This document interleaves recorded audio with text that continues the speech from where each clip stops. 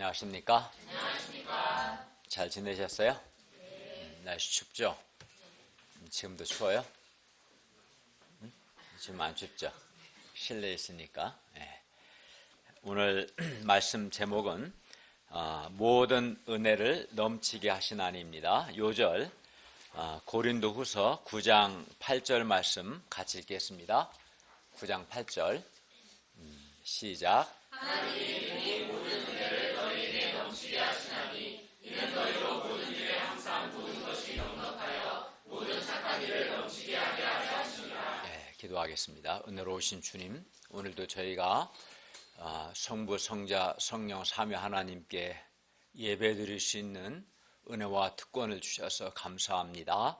주님께서 저희 드린 예배를 통해서 찬송과 경배와 영광을 받으시옵소서.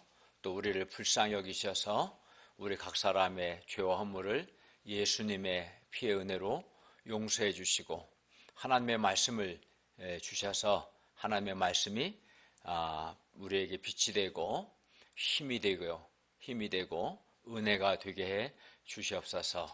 예수님의 이름으로 기도하였습니다. 아멘. 우리는 지난주에 이어 이번 주에도 헌금에 대해서 배우고 있습니다. 그런데 헌금에 대해서 배우고 있는데 하나님께 헌금하는 것에 대해서 내가 이제 얼마를 헌금을 하면 내가 헌금한 액수만큼 내가 쓸 수 있는 돈이 줄어든다라고 생각하고 그래서 하나님께 헌금하는 것을 힘들어하는 사람이 있을 수 있습니다. 그래서 이제 그런 사람은 내가 하나님께 헌금을 하면 헌금한 액수만큼 내가 내 소득 또 내가 쓸 수 있는 돈이 줄어든다라고 생각하기 때문에 그런 사람은 헌금을 해도 인색함으로나 억지로 하기 쉽습니다. 그러니까 안 할 수는 없는 것 같고 그래서 하니까 이제 마음이 없이 하게 되면 억지로 하기 쉽고요. 아니면은 이제 인색하게 하기 쉽죠. 그러나 오늘 본문을 보면 하나님께서는 이렇게 인색함이나 억지로 하는 헌금이 아니라 우리가 헌금을 할 때 즐겨내는 자를 사랑하십니다. 즐겨내는 자를 인색함으로나 억지로 하지 않고 즐겨내는 자를 사랑하십니다. 그러면 우리가 헌금을 할 때 어떻게 우리가 이제 인색함이나 억지로 하기 쉬운데 인색함으로나 억지로 하지 않고 우리가 어떻게 하면 헌금을 할 때 즐겨낼 수 있는가 오늘 말씀을 통해 배울 수 있기를 기도합니다. 첫째, 미리 준비하여 드리는 헌금이 참 연보답고 아름답습니다. 1절에서 5절 말씀입니다. 9장 1, 2절을 보십시오. 한번 같이 읽어볼까요? 9장 1, 2절 시작. 성소를 섬기는 일에 대하여는 내가 너희에게 쓸 필요가 없나니 이는 내가 너희의 원함을 알미라. 내가 너희를 위하여 마게도냐인들에게 아가야에서는 1년 전부터 준비하였다는 것을 자랑하였는데 과연 너희의 열심이 더욱 많은 사람들을 분발하게 하였느니라. 여기서 성도 섬기는 일은 1절에 성도 섬기는 일은 당시 기근 중에 있는 예루살렘 교회를 위한 헌금 모금을 가리킵니다. 여기 성도 섬기는 일은 당시 기근 중에 있는 예루살렘 성도들을 섬기기 위한 헌금 모금을 의미합니다. 바울은 고린도 교회에게 기근 중에 있는 예루살렘 교회를 위해서 헌금을 해야 한다라고 쓸 필요가 없었습니다. 왜 그렇습니까? 왜냐하면 고린도 교회는 예루살렘 교회를 돕고자 하는 원함, 곧 예루살렘 교회를 돕고자 하는 간절한 마음이 이미 있었기 때문입니다. 고린도 교회는 예루살렘 교회를 위한 구제 헌금을 1년 전부터 준비했습니다. 고린도 교회가 마게도냐에 있는 교회들보다 구제 헌금을 먼저 시작을 했고 또 구제 헌금에 대해서 열심히 많았습니다. 바울은 아가야는 이제 당시 고린도 지역을 가리키는데 아가야 주 안에 고린도나 아덴 등이 있고요. 그 위쪽을 마게도냐 주인데 그 주에는 빌립보, 데살로니가, 베레아 그런 교회들이 속해 있었어요. 바울은 아가야 즉 고린도 교회에서는 구제헌금을 1년 전부터 준비했다고 다른 교회들에게 자랑했습니다. 고린도 교회에 대해서 자랑한 거죠. 그들은 기근 중에 있는 예루살렘 교회 성도들을 돕기 위해서 1년 전부터 이미 헌금을 시작했고 또 열심히 있다라고 이제 고린도 교회를 자랑한 거죠. 그리하여 고린도 교회의 이러한 열심이 퍽이나 많은 사람들을 분발하게 했습니다. 자극을 준 거죠. 3절을 보십시오. 그런데 이 형제들을 보낸 것은 이 일에 너희를 위한 우리의 자랑이 헛되지 않고 내가 말한 것 같이 준비하게 하려 함이라.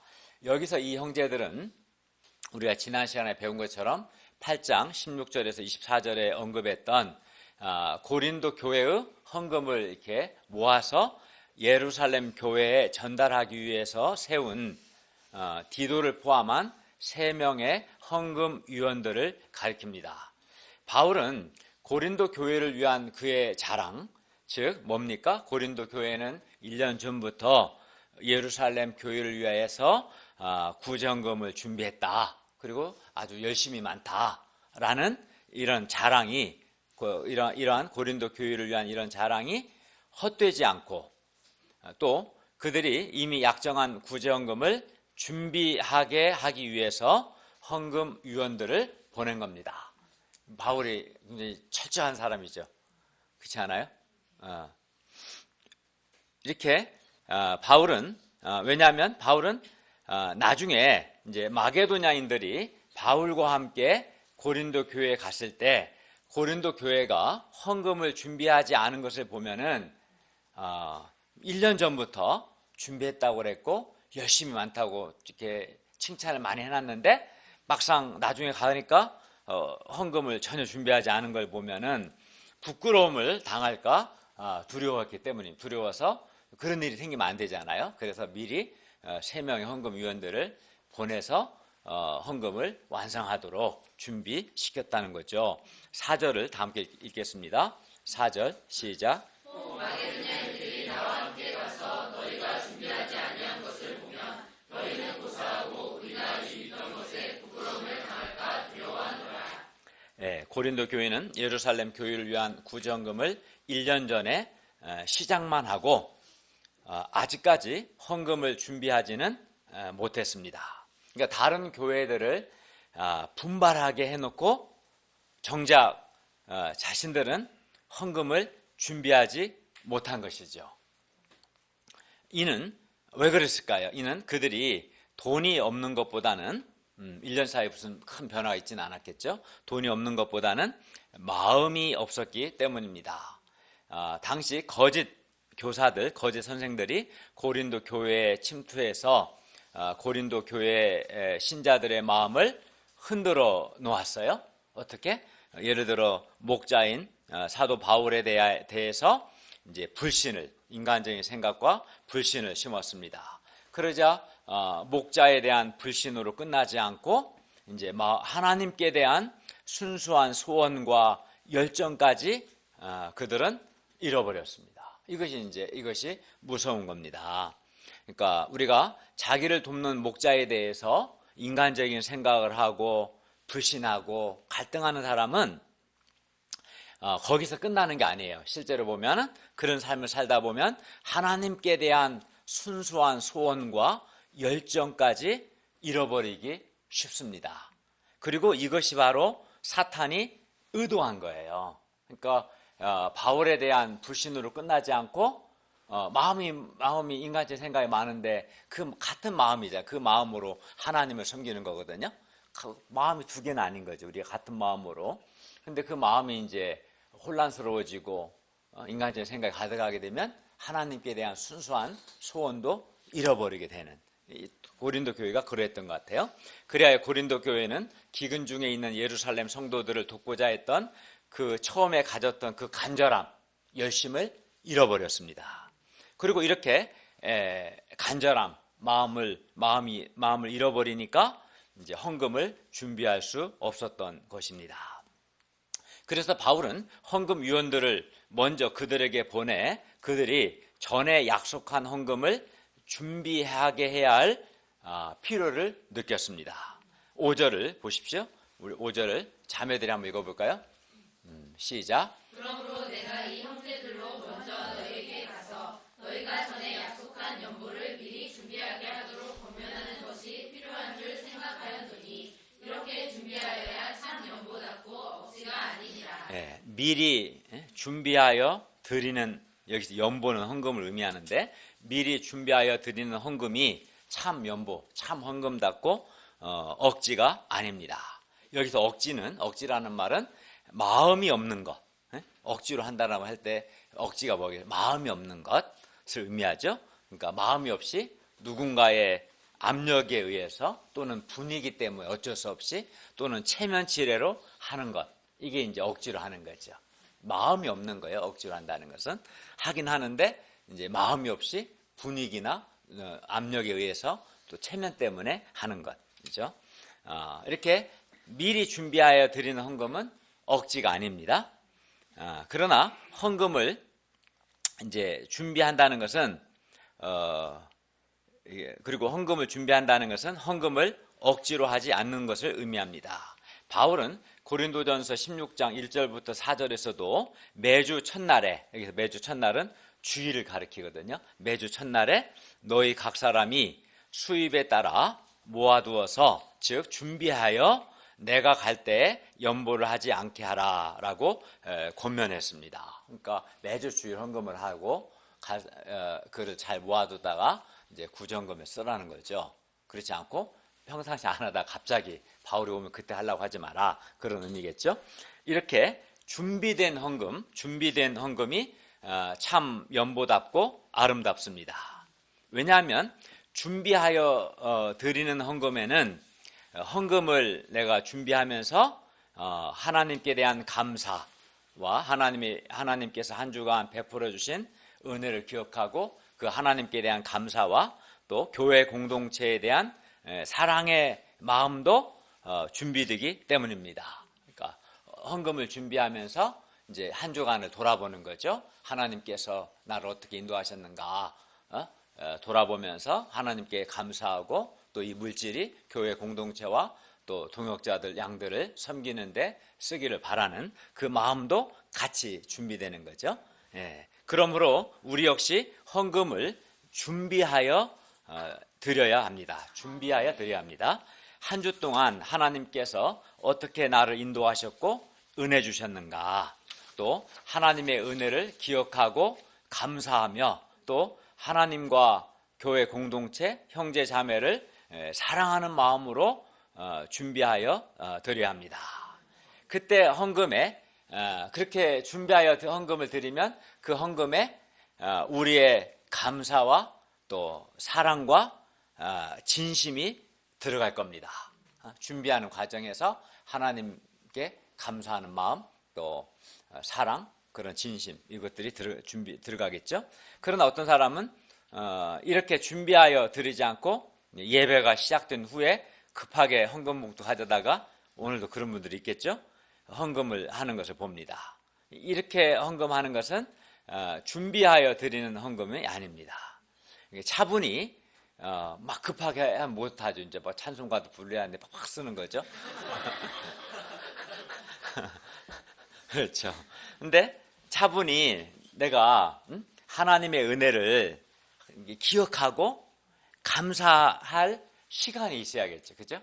한 주 동안 하나님이 어떻게 나의 삶을 인도하셨는가, 그걸 먼저 기억하고 감사할 시간이 좀 필요하고, 또 교회와 형제 자매를 섬기고 사랑하는 마음을, 또 내 마음을 준비할 그런 시간이 필요해요, 안 필요해요? 필요하죠. 그렇기 때문에 헌금을 준비하여 드리는 게 좀 중요하죠. 그 준비하여 드리지 않고 급하게 이렇게 하는 사람들은 이제 이 시간이 없는 거죠. 그죠? 하나님께서 한 주 동안 나를 어떻게 인도하시고 도우셨는가, 그 생각할 시간이 없는 거예요. 감사할 시간도 없고. 매주 주일에 드리는 주일 감사헌금과 또 한 달에 한 번 드리는 11조는 신자라면 마땅히 드려야 합니다. 그러나 우리 목자님들은 이 외에도 1년에 한 번 보배압을 꾸준히 드려왔습니다. 그것으로 지금 우리가 예배드리고 있는 이 건물도 우리가 분양받을 수 있었고 또 그 물질로 선교사님들을 지원할 수 있었고 또 도움이 필요한 분들을 구제하는 데도 사용할 수 있었고 또 교회에 필요한 각종 비품들도 구입할 수 있었습니다. 그런데 이 보배압 역시 우리가 12월에 가서 급하게 하면 안 됩니다.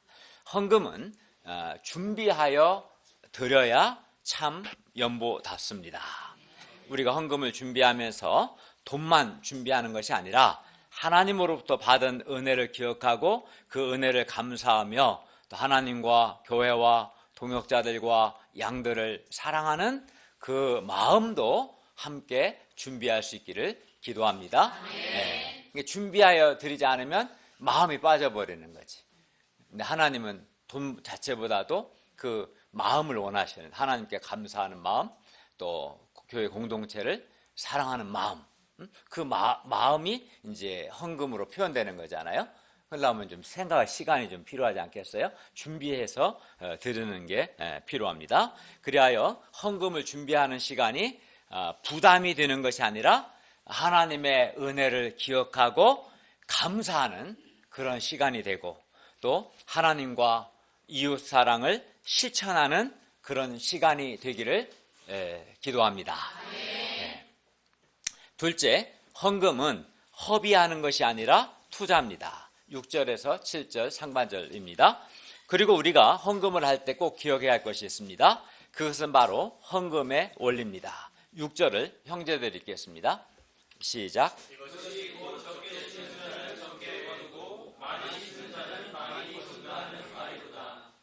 적게 심는 자는 적게 거두고 많이 심는 자는 많이 거둔다. 이는 자연의 원리죠. 배추를 심을 때 씨를 5개만 뿌리면 몇 포기 거두겠어요? 5포기만 거두지만 배추 씨를 50개를 뿌리면 아마 50포기를 거둘 겁니다.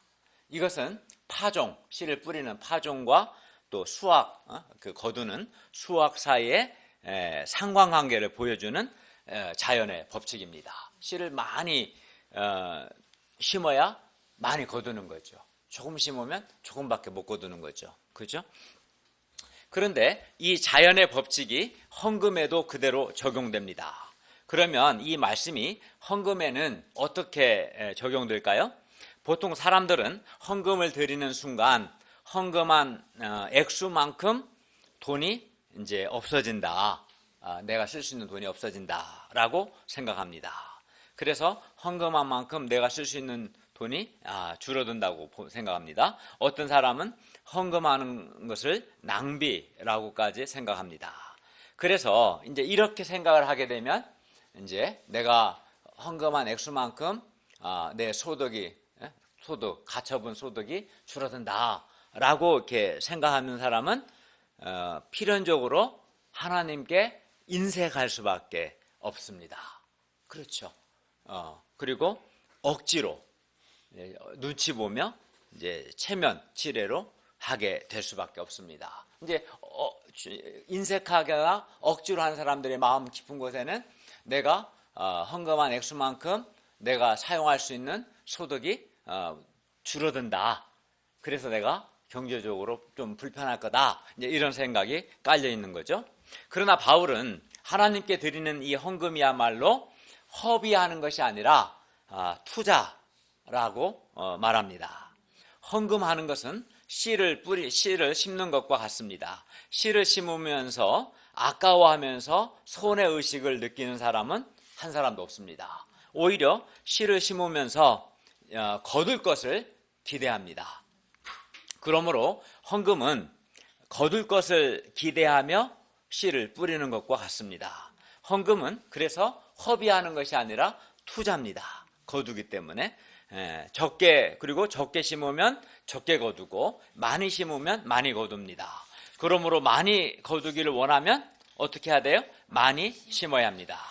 그런데 여기서 많이 심는다는 것이 어떤 절대적인 액수를 의미하는 것은 아닙니다. 수백억 부자가 100만 원 헌금하는 것은 많이 심는 것이 아닙니다. 오히려 아주 적게 심는 것이죠. 이런 사람은 하나님께 인색한 것입니다. 그의 소득에 비하면 굉장히 적은 액수죠. 반면 가난한 사람이 몇십만 원 헌금하는 것은 결코 적게 심는 것이 아닙니다. 많이 심는 겁니다. 그러니까 여기서 적게 심고 많이 심는 것은 헌금의 절대적인 액수의 문제가 아니라 각 사람의 경제적인 능력을 고려해서 얼마나 하나님께 풍성하냐 아니면 인색하냐의 문제인 것이죠. 하나님께 풍성한 사람은 많이 심는 것이고 또 하나님께 인색한 사람은 어떻게 하겠어요? 적게 심을 겁니다. 누가복음 21장 1절부터 4절을 보면 예수님께서 눈을 들어 부자들이 헌금함에 헌금 넣는 것을 보셨고 또 어떤 가난한 과부가 2렙돈 넣는 것을 보셨습니다. 당시 한 렙돈은 128분의 1 데나리온이고 당시 한 데나리온은 노동자 하루 품삯입니다. 그래서 이제 이 2렙돈을 오늘날 우리 화폐 단위로 아마 환산하면 많아야 500원짜리 동전 2개입니다. 500원짜리 동전 2개를 이 과부는 헌금한 거죠. 반면 부자는 많이 했어요. 많이. 그러니까 10만 원짜리 자기압수표 아마 몇 장을 한 것 같아요. 부자는 목에 힘을 주고 머리를 뻣뻣이 들고 헌금한 반면 가난한 과부는, 그러니까 부자는 자기는 많이 했다는 그런 생각 때문에 그렇게 했겠죠. 반면 가난한 과부는 2렙돈은 너무나 적은 돈이라고 생각하고 부끄러워했고 머리를 숙였습니다. 그러나 예수님은 이렇게 말씀하셨어요. 내가 참으로 너희에게 말하노니 이 가난한 과부가 다른 모든 사람보다 더 많이 넣었도다. 그러니까 헌금의 절대적인 액수로 본다면 이 가난한 과부는 가장 적게 심은 거죠. 가장 적게 헌금한 건데 예수님은 도리어 이 가난한 과부가 다른 모든 사람보다 더 많이, 가장 많이 넣었다, 헌금했다라고 말씀합니다. 왜 그렇습니까? 저들은 그 풍족한 중에서 헌금을 넣었거니와 이 과부는 가난한 중에서 자기가 가지고 있는 생활비 전부를 넣었느니라. 그러니까 예수님은 그 사람의 경제적인 능력을 다 보신 거죠. 예수님은 그 가난한 과부가 모든 사람보다 더 많이 넣었다고 칭찬하셨습니다. 그러니까 그 가난한 과부는 가장 많이 심은 것이죠. 적게 심는 자는 적게 거두고 많이 심는 자는 많이 거둔다고 했는데 그러면 구체적으로 얼마를 헌금하는 것이 좋을까요? 얼마를 헌금을 해야 많이 심는 것일까요? 7절을 보십시오. 각각 그 마음에 정한 대로 할 것이요. 각각 그 마음에 얼마를 할지 정한 대로 하면 됩니다. 그러면 이제 문제는 어떻게 정할까요? 액수는, 우리가 헌금하는 액수는 자신의 신앙 양심, 여기 신앙 양심에는 내가 하나님께 받은 구원의 은혜와 지금까지 하나님이 내게 베푸신 그 은혜에 대한 감사입니다. 하나님의 은혜를 기억하고 감사가 많은 사람은 결코 하나님께 인색하지 않을 겁니다. 또는 또 이 헌금이 하나님을 섬기고 교회 공동체를 섬기고 동역자들, 양들을 섬기기를 바라는 그런 사랑의 마음, 이게 이제 그 사람이 가진 신앙 양심인 거죠. 그죠? 이런 신앙 양심과 또 자기의 경제적인 능력 안에서 얼마를 할지를 결정하면 되는 것입니다. 자신의 신앙 양심과 경제적인 능력, 내가 하나님께, 신앙이란 게 뭡니까? 하나님께서 내게 베푸신 그 은혜에 대한 감사, 또 하나님 향한 사랑, 이게 이제 신앙이겠죠. 그걸 결정하면 될 것입니다. 셋째, 하나님은 즐겨내는 자를 사랑하시고 즐겨내는 자에게 모든 은혜를 넘치게 하십니다. 7절 하반절, 8절 말씀입니다. 7절 하반절을 한번 다시 읽어볼까요?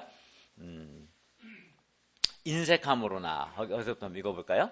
시작. 인색함으로나 억지로 하지 말지니 하나님은 즐겨내는 자를 사랑하시느니라. 헌금할 때 헌금 드리는 것이 아깝다며 인색함이나 억지로 해서는 안 됩니다. 그러니까 인색함으로 하는 헌금이나 억지로 하는 헌금은 하나님께서 기뻐하시지 않습니다.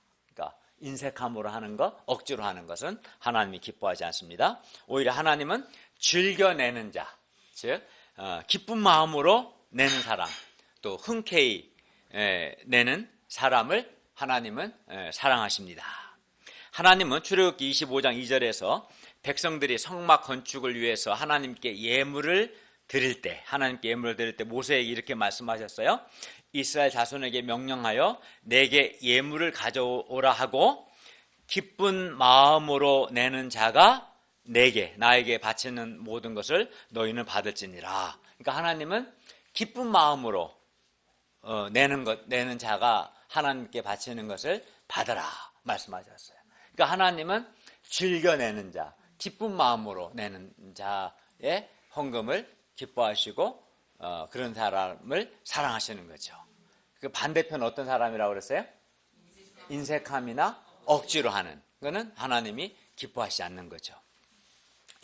이렇게 하나님은 인색함으로나 억지로가 아니라 즐겨내는 자, 또 기쁜 마음으로 내는 자를 사랑하십니다.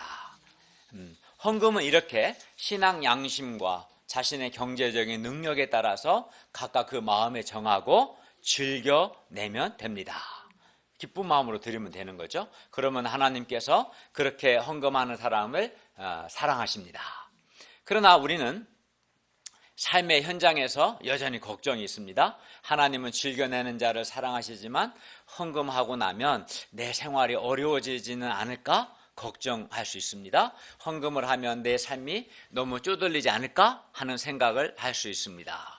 그래서 헌금을 즐겨내지 못하는 사람들이 더러 있습니다. 그러나 걱정할 것이 없습니다. 왜 그렇습니까? 왜냐하면 하나님은 오늘 본문을 보면 하나님은 즐겨내는 자를 사랑하시고 즐겨내는 자에게 모든 은혜를 넘치게 하시기 때문입니다. 헌금을 즐겨내면 물론 그만큼 부족함이 생길 겁니다. 그러면 하나님께서 그 부족함을 채워주실 뿐만 아니라 넘치게 하십니다. 그러니까 하나님은 즐겨내는 자를 사랑하시고 그에게 모든 은혜를 넘치게 하십니다. 8절을 다 함께 읽겠습니다. 시작. 하나님이 능히 모든 은혜를 너희에게 넘치게 하시나니 이는 너희로 모든 일에 항상 모든 것이 넉넉하여 모든 착한 일을 넘치게 하게 하려 하십니다. 즐겨내는 자를 사랑하시는 하나님은 즐겨내는 자에게 능히 모든 은혜를 넘치게 하시는 분이십니다. 여기서 모든 은혜란 모든 은혜를 그러니까 하나님은 즐겨내는 자를 사랑하시고 즐겨내는 자에게 모든 은혜를 넘치게 하신다라고 말씀하셨는데 여기서 모든 은혜란 물질적인 은혜뿐만이 아니라 하나님께서 주시는 모든 은혜를 가리킵니다. 그러니까 하나님은 즐겨내는 사람에게 넘치는 은혜를 주시고 그리고 이렇게 즐겨내는 자에게 모든 은혜를 넘치도록 하시는 목적은 그러하여금 모든 일에 항상 모든 것이 넉넉해서 모든 착한 일을 넘치게 하도록 하기 위함입니다. 하나님께서 즐겨내는 자에게 모든 은혜를 넘치게 하신 이유는 우리가 그 넉넉함으로 자기만 생각하는 이기적인 삶을 살라는 것이 아닙니다. 하나님께서 우리에게 넘치는 은혜를 주신 목적이 뭐라고 그랬어요? 모든 착한 일을 넘치게 하도록 하기 위해서. 그렇죠? 모든 착한 일을 넘치게 하라는 거예요. 넉넉하게 주시고 그 넉넉함으로 적극적으로 모든 착한 일을 넘치도록 하도록 주는 거예요. 그걸 아셔야 돼요. 하나님께 넉넉함을 받은 사람들은. 그리고 여기서 착한 일이란 1차적으로는 헌금하는 것이고 뿐만 아니라 사람들을 돕고 사람의 생명을 살리는 그런 일들을 가리킵니다. 그게 착한 일이겠죠. 하나님께서 즐겨내는 자에게 온갖 은혜를 넘치게 하시는 목적은 그 사람으로 하여금 온갖 착한 일을 넘치도록 하게 하는 데 있습니다. 즉 그 넉넉함을 다른 사람과 나누는 헌금을 넉넉하게 하라는 겁니다. 그렇게 하면 하나님께서 즐겨내는 자의 내가 넉넉해 그것으로 착한 일을 넘치게 하면 그만큼 또 물질은 부족해질 수 있겠죠. 그러면 하나님은 그 부족함을 또 채워주시고 또 즐겨내는 그에게 모든 은혜를 넘치게 하십니다. 그러면 그 사람 또 다시 넘치니까 또 즐겨낼 수 있겠죠. 그러면 하나님께서 또 모든 은혜를 넘치게 또 하시죠. 이것이 우리 삶의 현장에서 체험하는 선순환의 축복입니다. 그러니까 말씀을 믿고 내가 순종해서 착한 일을 즐겨 하나님께 헌금을 하고 착한 일에 넘치도록 하면 하나님은 그런 자를 사랑하셔서 그에게 영육간에 넘치는 은혜를 주시고 넉넉하게 하셔요. 그럼 또 그걸로 내가 즐겨 하나님께 드리는, 즉 구체적으로 어떻게 드리겠어요? 모든 착한 일에 넘치게 하는 그런 삶을 또 살아요. 그럼 또 하나님은 그에게 모든 은혜를 넘치게 하시고, 그러니까 계속 선순환이 이루어지는 거예요. 선순환이. 그런데 이제 믿음이 없어서 하나님께 인색하거나 억지로 하면 또 하나님이 별로 기뻐하시지 않고, 그에게 영육간에 넘치는 은혜 주시지 않고, 착한 일을 할 수도 없고 악순환이 되기 쉬워요. 그렇게 되면 우리 가운데 많은 분들이 헌금을 인색함으로나 억지로 하지 않고 하나님을 사랑하는 마음으로 즐겨냈습니다. 훌륭한 거죠. 이런 분들은 다들 연봉이 그리 많지 않은데도 11조만 하지 않고 11조 그 이상을 즐겨냈습니다. 뿐만 아니라 예배드릴 건물 구입과 복음 역사를 위해서 해마다 보배합을 드리고 있습니다. 그리고 때마다 하나님께 헌신했습니다. 저는 한때 헌금을 많이 하는 동역자들을 볼 때 속으로 걱정이 되었습니다. 저렇게 하나님께 인색하지 않고 풍성하게 헌금하다가 경제적으로 어려워지는 것은 아닌가 하는 걱정을 했던 적이 있었습니다. 그러나 그것은 아주 쓸데없는 걱정이었습니다. 왜냐하면 오늘 말씀과 같이 하나님은 즐겨내는 자를 사랑하시고 그에게 모든 은혜를 넘치게 하시기 때문입니다. 네. 즐겨내는 자를 사랑하시고 그에게 모든 은혜를 넘치게 하시기 때문에 걱정할 필요가 없는 것이죠. 하나님은 즐겨내는 우리 동역자들에게 정말 모든 은혜를 넘치게 하셨어요.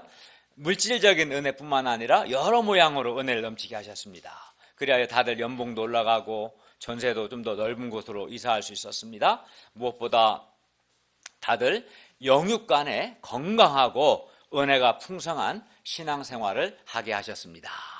이것도 은혜죠. 물질적인 은혜뿐만 아니라 영적인 은혜를 넘치게 주셨습니다. 그러나 만일 우리가 지금까지 드린 헌금을 하나님께 드리지 않고 쌓아두었다면 우리가 엄청난 부자가 되었을까요? 아마 그렇진 않았을 겁니다. 반면 지금까지 헌금을 드린 우리가 그럼 쪼들립니까? 절대로 그렇지도 않습니다. 오히려 우리의 삶의 질이 더 좋아졌습니다. 영육간에 풍성해졌습니다. 왜 그렇습니까? 왜냐하면 하나님께서 즐겨내는 자를 사랑하시고 우리의 삶을 넉넉하게 하시기 때문입니다. 넷째, 헌금에 대하여 믿음이 있어야만 헌금을 즐겨낼 수 있습니다. 9절, 10절 말씀입니다. 즐겨내는 자를 사랑하시는 하나님은 우리의 부족함을 채워주시고 모든 은혜를 넘치게 하십니다. 우리는 이 하나님을 믿기 때문에 복음 역사를 위해서 헌금을 즐겨낼 수 있습니다. 이것이 하나님의 선순환의 축복을 삶의 현장에서 체험하는 비결입니다. 그러므로 헌금을 하려면 믿음이 있어야 합니다. 믿음이 있어야 내가 즐겨낼 수 있습니다. 믿음이 없으니까 인색하고 억지로 하는 것입니다. 그럼 어떤 걸 믿어야 합니까? 헌금은 믿음으로 하는 건데 아까 본 것처럼 헌금은 허비하는 것이 아니라 투자다. 많이 적게 심으면 적게 거두고 많이 거둔다. 또 하나님은 즐겨내는 자를 사랑하시고 그에게 모든 은혜를 넘치게 하신다. 그래서 모든 착한 일을 하기에 부족함이 없게 하신다. 이것을 믿을 때, 이거 정말 믿는 사람은 헌금하는데 힘들지 않겠죠. 그러니까 헌금 믿음으로 하는 거예요. 우리 정인아, 갑자기 이름 불러 놀랬죠. 그러니까 우리 정인아 학생한테 엄마 아빠가 이렇게 용돈을 많이 줘요. 근데 그걸로 정주와 동생한테 그 중에 일부를 이렇게 주면 더 많이 준다고 약속했어요. 그러면 주겠어요, 안 주겠어요? 그러니까 동생 그 주면은 더 많이 받는 거예요, 더 많이. 그러면 기꺼이 줄 수 있지 않겠어요? 근데 하나도 안 줘. 그냥 그걸로 이제 동생 주고 논아 쓰려고 힘들겠죠. 그죠? 네, 마찬가지인 거야, 사실은. 그 믿음이 있어야 돼. 내가 헌금하는 것이 없어지는 것이 아니라 심는 거다, 투자다. 그리고 내가 즐겨 드릴 때 하나님이 뭐 영육간에 은혜를 넘치게 부어주신다. 내가 그걸 정말 믿으면 할 수 있는 거죠. 그래서 믿음이 있어야 돼요. 헌금할 때. 돈이 많아도 이런 믿음이 없으면 그 사람은 헌금을 하지 못합니다. 반면 가난해도 믿음이 있으면 헌금할 수 있습니다. 적게 심는 자는 적게 거두고 많이 심는 자는 많이 거둔다는 것을 믿어야 하고, 무엇보다 하나님은 즐겨내는 자를 사랑하시고 그에게 모든 은혜를 넘치게 하신다는 것을 믿어야 합니다. 우리의 삶을 넉넉하게 하시는 하나님께 대한 이 믿음이 있는 사람만 즐겨낼 수 있습니다. 그러니까 믿음이 정말 중요한 거죠, 사실은. 믿음이 중요한 거죠. 헌금은 그래서 사실은 사람은 돈의 문제로 생각하기 쉬운데 그렇지 않습니다. 헌금은 하나님께 대한 믿음의 표현입니다. 이 사실을 어디에서도 확인할 수 있습니까? 9절을 보십시오. 기록된 바 그가 흩어 가난한 자들에게 주었으니 그의 의가 영원토록 있느니라 함과 같으리라. 이미 구약성경 시편 112편 9절에도 기록되어 있습니다. 이것은 가난한 사람에게 아낌없이 준 것으로 그의 의가 영원한 것과 같습니다. 10절을 보십시오. 심는 사람에게 심을 씨와 먹을 양식을 공급해 주시는 하나님께서 우리에게 심을 것을 주사 풍성하게 하시고 우리 의의 열매를 더하게 하십니다. 어떤 사람은 돈이 있어야 헌금을 즐겨낼 수 있다고 생각하는데 결코 그렇지 않습니다. 우리에게 믿음이 있어야 즐겨내는 자를 사랑하시고 모든 은혜를 넘치게 하신다는 하나님께 대한 믿음이 있어야 우리가 헌금을 즐겨낼 수 있습니다. 잠언 19장 17절은 이렇게 말씀합니다. 가난한 자를 불쌍히 여기는 것은 여호와께 구워 드리는 것이니 그의 선행을 그에게 갚아 주시리라. 잠언 11장 24, 25절도 이렇게 말씀합니다. 흩어 구제하여도 더욱 부하게 되는 일이 있나니 과도히 아껴도 가난하게 될 뿐이니라. 구제를 좋아하는 자는 풍족하여질 것이요 남을 윤택하게 하는 자는 자기도 윤택하여지리라. 누가복음 36장 38절도 이렇게 말씀합니다. 주라 그리하면 너희에게 줄 것이니 곧 후히 되어 누르고 흔들어 넘치도록 하여 너희에게 안겨주리라. 이 상에서 우리는 준비된 네 가지를 배웠어요. 첫째 뭘 배웠습니까? 준비된 헌금이 참 헌금답다는 거. 그리고 두 번째는 적게 심는 자는 적게 거두고 많이 심는 자는 많이 거둔다. 헌금은 허비하는 것이 아니라 하나님께 투자하는 거다. 셋째는 하나님은 즐겨내는 자를 사랑하신다.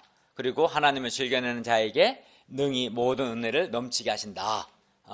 이것을 배웠습니다. 그리고 하나님께서 모든 은혜를 넘치게 하시는 것은 우리로 하여금 모든 착한 일을 넘치도록 하도록 하기 위함이다.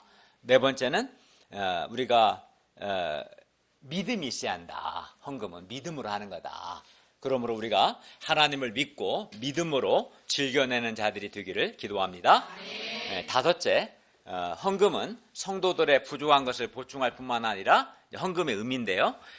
그리스도의 복음을 진실이 믿고 복종하는 것을 입증하기 때문에 많은 사람들로 하여금 헌금을 통해서 하나님께 감사하고 하나님께 영광을 돌리게 합니다. 11절에서 15절 말씀입니다. 11, 12절을 보십시오. 하나님께서 우리를 넉넉하게 하시는 것은 우리로 하여금 너그럽게 헌금하도록 하기 위함입니다. 그러면 헌금을 받은 사람은 어떻게 됩니까? 그들이 우리로 말미암아 하나님께 감사합니다. 왜냐하면 헌금을 할 수 있는 것도 또 헌금을 전달받을 수 있는 것도 모두 다 하나님의 은혜이기 때문에 그렇습니다. 하나님의 은혜이기 때문에 하나님께 감사하는 거죠. 그러므로 헌금의 직무가 성도들의 부족한 부분을 보충할 뿐만 아니라 하나님께 많은 감사를 드리게 합니다. 헌금은 또 우리가 그리스도의 복음을 진실히 믿고 복종한다는 것의 증거이기도 합니다. 13절을 다 함께 읽겠습니다. 시작.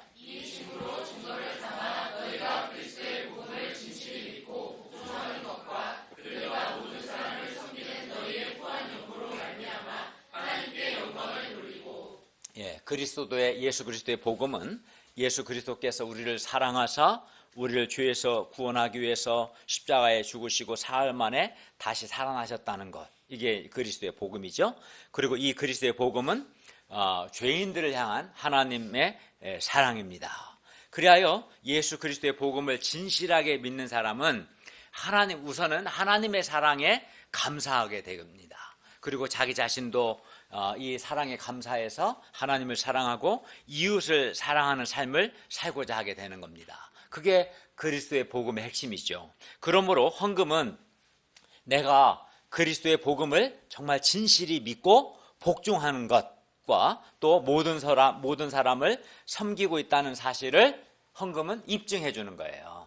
헌금을 하지 않는 사람은 내가 그리스도의 복음을 진실하게 믿지 않는 거죠. 정말 그리스도의 복음을 진실하게 믿으면 하나님의 사랑에 대한 감사가 있고 자기도 하나님과 이웃 사랑하고자 하는 마음이 생기는 거거든요. 네. 그리고 이러한 모습은 다른 믿음의 사람들에게 은혜를 끼치게 됩니다. 14절을 보십시오. 또 그들이 너희를 위하여 간구하며 하나님이 너희에게 주신 지극한 은혜로 말미암아 너희를 사모하느니라. 헌금을 통하여 고린도 교회 성도들의 사랑이 예루살렘 성도들에게 전달됩니다. 그렇지 않겠어요? 네.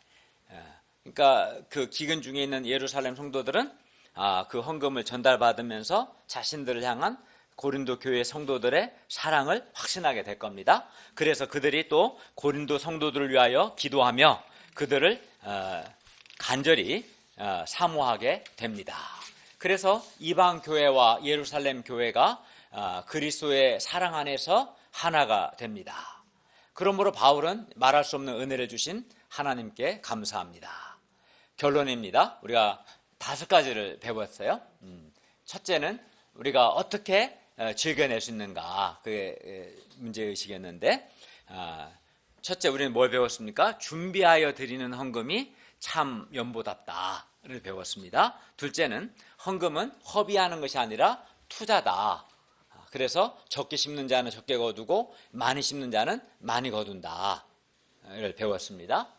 셋째는 무엇보다 하나님은 즐겨내는 자를 사랑하시고 그에게 능히 모든 은혜를 넘치게 하십니다. 그리하여 그로 하여금 모든 착한 일을 넘치게 하신다. 이거를 배웠습니다. 넷째는 그리고 헌금에 대하여 이러한 믿음이 있어야 헌금을 즐겨낼 수 있다라는 것을 배웠습니다. 그러므로 우리가 이제부터는 이러한 믿음으로 즐겨내는 자가 될 수 있기를 기도합니다. 그리하여 우리를 사랑하사 우리에게 모든 은혜를 넘치게 하시는 하나님을 우리 삶 속에서 우리가 체험함으로 우리가 영육간에 풍성한 삶을 살고, 은혜가 넘치니까 풍성한 삶을 살고 또 그 은혜로 모든 착한 일을 넘치게 할 수 있기를 기도합니다. 기도하겠습니다. 은혜로우신 주님, 오늘 말씀을 통해서 특별히 하나님은 인색함으로나 억지로 드리는 헌금이 아닌 즐겨내는 자를 사랑함을 배웠습니다. 또 하나님은 즐겨내는 자에게 모든 은혜를 넘치게 하셔서 그로 선한 일을, 착한 일을 하도록 하시는 것을 배웠습니다. 우리가 즐겨내는 자를 사랑하시고 모든 은혜를 넘치게 하신다는 하나님을 믿고 믿음으로 즐겨내고, 그리하여 우리 삶 속에서 즐겨내는 자에게 넘치는 은혜를 주시는 하나님을 체험하고 우리 삶이 풍성해지고 또 그리고 그 결과 또 어려운 가운데 있는 사람들을 돕는 착한 일을 넉넉하게 할 수 있도록 도와주시옵소서. 헌금에 대한 믿음을 갖도록 도와주십시오. 예수님의 이름으로 기도하였습니다. 아멘.